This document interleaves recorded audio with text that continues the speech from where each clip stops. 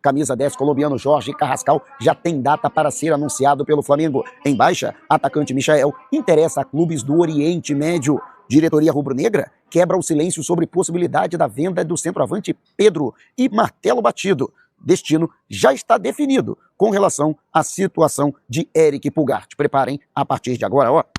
É tudo nosso. Já chega largando o like. Se você ainda não se inscreveu, inscreva-se, o botãozinho está aqui abaixo. E não esqueça de acionar as notificações para o YouTube no seu smartphone, para não perder nenhum de nossos conteúdos. Todos os dias tem vídeos novos com as principais informações e notícias mais quentes do Mengão. E deu pano para manga a nota oficial emitida pelo Flamengo na tarde desta quarta-feira, desmentindo a informação de que esteja interessado na venda do atacante Pedro. Trouxemos essa informação já há bastante tempo e o meu xará, Mauro César Pereira, confirmou essa informação, publicando inclusive essa informação nesta quarta-feira. Segundo o Flamengo, não há interesse em negociar o jogador. E eu não esperava outra coisa nessa nota emitida pelo Flamengo. É lógico que o Flamengo iria desmentir. Alguém acha mesmo que o Flamengo chegaria? Olha, realmente a gente está vendendo, o Pedro está na prateleira e quem aparecer com proposta, a gente vende. É óbvio que o Flamengo vai valorizar o seu ativo, vai valorizar o seu patrimônio e tem que desmentir, mesmo que tenha interesse na venda do Pedro. Senão o pessoal vai aparecer aqui com duas maiores, uma paçoquita, querendo negociar o atleta. Então, a situação é a seguinte, mantenho aqui a minha informação e o meu xará Mauro César Pereira. Tá certo, né? Flamengo, sim, se aparecer uma proposta considerada razoável,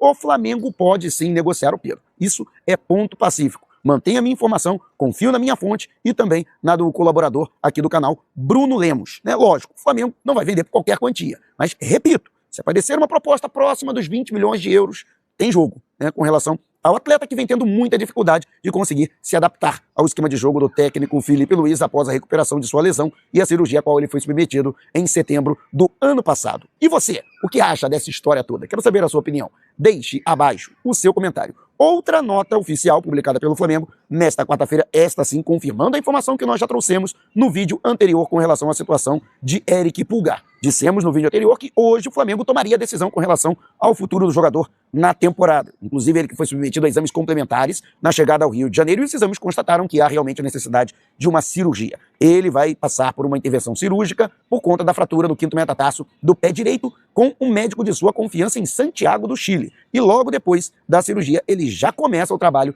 de recuperação. Em 2023, ele não fez a cirurgia, preferiu o tratamento convencional, inclusive então, diretor médico do Flamengo, Dr. Márcio Tanuri, concordou com essa situação e ele precisou de 3 meses para conseguir se recuperar. Com a cirurgia, embora haja uma correção completa, ou pelo menos, caso a cirurgia seja bem sucedida, e todo mundo torce para que ela seja bem sucedida, vai acontecer essa correção, mas ele vai precisar de um pouco mais de tempo para se recuperar. Então, muito provavelmente, ele perde a temporada de 2025. Inclusive, a diretoria do Flamengo não descarta a possibilidade da contratação de um outro jogador para a posição, ou seja, um outro volante para a composição do setor de meio campo. A gente torce que essa cirurgia que será realizada amanhã, nesta quinta-feira, seja muito bem sucedida e que ele possa voltar o quanto antes possível e plenamente recuperado. Uma baita perda pelo Flamengo, titular absoluto, e o jogador que vinha atuando em altíssimo nível no Mengão. E você, acha que o Flamengo tem que ir ao mercado para contratar um jogador para o lugar do Eric Pulgar enquanto ele estiver machucado? Deixe abaixo o seu comentário. E o Flamengo, que tem aí a possibilidade da negociação também do Michel. Aliás, pode ter uma debandada aí no Flamengo nessa janela de meio de ano para a transferência de atletas. Michel, que está em baixa no Flamengo, jogador que chegou em agosto do ano passado, mas não conseguiu se firmar, teve lesões que prejudicaram, inclusive, a sua sequência, mas a verdade é que se esperava um pouco mais do Michamito. Robozinho, lamentavelmente, apesar de todo o empenho, apesar de toda a dedicação, não vem conseguindo implementar aquele futebol que ele apresentou, por exemplo, no Al Hilal da Arábia Saudita, ele que foi um dos destaques da equipe pelas mãos do técnico português Jorge Jesus. E existem clubes na Arábia Saudita e também nos Emirados Árabes Unidos e no Catar interessados em sua contratação. Eduardo Maluf, que é o seu procurador, já recebeu sondagens desses clubes e pessoas ligadas ao futebol árabe. E não está descartado o retorno do jogador. Ele que deixou uma excelente impressão pela sua passagem pela Liga Saudita, pelo Al Hilal, e por conta disso é possível que o Flamengo receba algum tipo de oferta oficial nos próximos dias. A diretoria rubro-negra até agora não recebeu nada, mas acredita estar em prontidão para receber aí qualquer tipo de possibilidade de uma proposta que aconteça, e se houver essa proposta, vai analisar e vai bater o martelo se vai vender ou não o jogador. Vale lembrar que Michael chegou ao Flamengo a custo zero, ele que rescindiu seu contrato com o Al Hilal, portanto, qualquer quantia que chegar já será um lucro para o Flamengo. Óbvio, teve a despesa do salário do jogador durante esse período, mas o Flamengo pode se dar ao luxo de vender o atleta por um valor um pouco mais baixo. Mas vamos aguardar o desenrolar dos acontecimentos com relação ao Michael. E você, negociaria o jogador ou não abriria a mão da presença do Michael para a composição do elenco? Deixe abaixo aqui a sua opinião. Lembrando para você que agora o YouTube tem um novo recurso, o Hype. Quando você dá o like, você também tem a opção de poder hypar o vídeo. E também, na lista de opções, depois de comentários, também tem a opção para você hypar. Você pode hypar até 3 vídeos por semana. Mas, se você puder pagar, também é barato, cerca de R$2. E parte desse dinheiro é revertida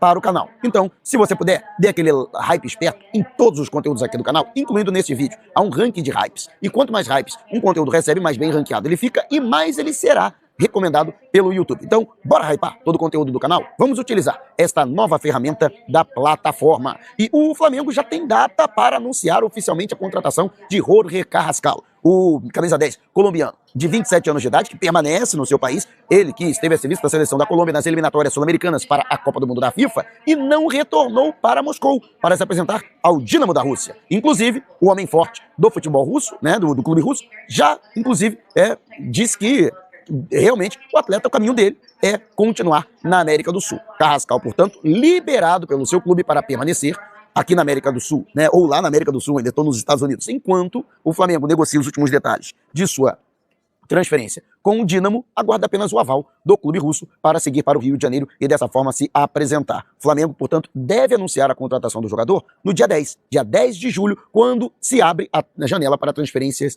internacionais, ou seja, a entrada de jogadores vindos do exterior. Como o Flamengo não pode inscrever o atleta antes disso, o mais provável é que isso aconteça, né? Então, existe, portanto, essa possibilidade de que no dia 10 de julho o Flamengo já sacramente a contratação, portanto, de Jorge Carrascal. Entre o Flamengo e o jogador já está tudo acertado, salário, período de contrato, que seria, né, a assinatura até o final de 2029, multa rescisória, bonificações por metas alcançadas, e o Flamengo que formalizou uma proposta de 11 milhões de euros ao Dinamo de Moscou como compensação pela liberação imediata do atleta, mais 2 milhões de euros em caso de cumprimento de metas individuais e coletivas, quando o jogador já estiver no Flamengo, totalizando, portanto, um máximo de 13 milhões de euros por sua contratação. E tomara que ele corresponda a esse investimento, que no meu entendimento é um investimento alto pela contratação do atleta, mas de qualquer forma o Flamengo entende que será uma boa contratação, um bom reforço para ser uma alternativa ao Arrascaeta. Há muito tempo se pede uma contratação para essa posição, para realizar essa função. A Arrascaeta vem jogando sem um substituto com as mesmas características. Não estou falando em termos de futebol, lógico, no meu entendimento, a Arrascaeta está bem acima do Carrascal, mas é um jogador cujas características